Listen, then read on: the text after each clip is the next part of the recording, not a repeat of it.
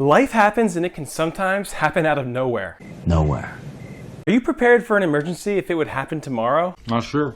Like if your refrigerator kicked the can, could you afford a new one without having to go into debt? Probably not.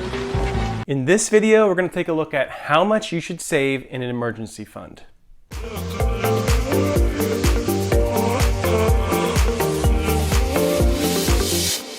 Now, of course, I don't want to insult your intelligence, but in case you didn't know what an emergency fund is, it's money set aside for life's emergencies or life's unexpected events that cost money. Sounds easy enough. So if you're new to knowing really anything about emergency funds, I would say that having an emergency fund is for everyone, no matter how much money you make. Even if you're rich and we're broke. Now, back to a little bit more about emergency funds. Now, it could be a variety of things, but some other emergencies might include car problems, or an appliance goes out, or maybe you have an expensive health problem. Or maybe your spouse or significant other spent money on something that you didn't know about. Just kidding, that shouldn't be an emergency.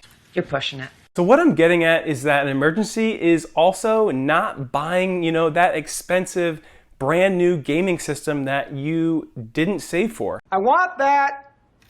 I know you want it, but it's not an emergency. Now, I probably have you all confused. If you have any questions about what might be an emergency, drop me a comment below, let me know, and I'll let you know if it's an emergency or not. This is an emergency. I repeat, this is an emergency. So now that we know what an emergency fund is, let's briefly, discuss where you should keep your emergency fund.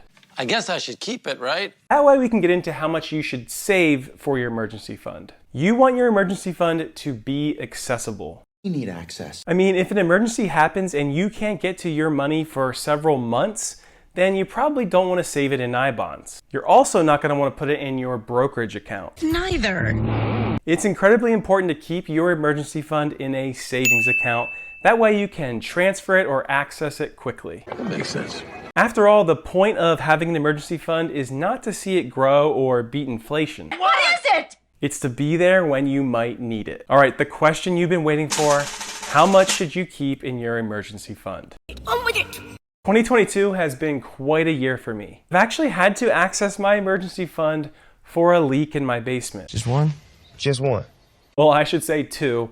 Remember, always make sure you take your hoses off before it freezes outside. Lesson learned. On top of that, things have just been crazy this year, crazy expensive. Anyway, it's very important to have 3 to 6 months of expenses saved in your emergency fund. Now, I get it, that's a pretty, broad number, but everyone's financial situations are extremely different, so I didn't want to actually put anyone in a limited box. Now, for example, if my expenses add up to $3,000 per month, I would want my emergency fund to include between $9,000 and $18,000. That's a lot of money. So for me personally, I'm on the lower end of that. So I save 3 months of expenses in my emergency fund, but maybe you can afford to save up to 6 months of expenses. The important thing is that you have something available should life happen. Now, if you did find value in this video, please like it for the YouTube algorithm. Like it?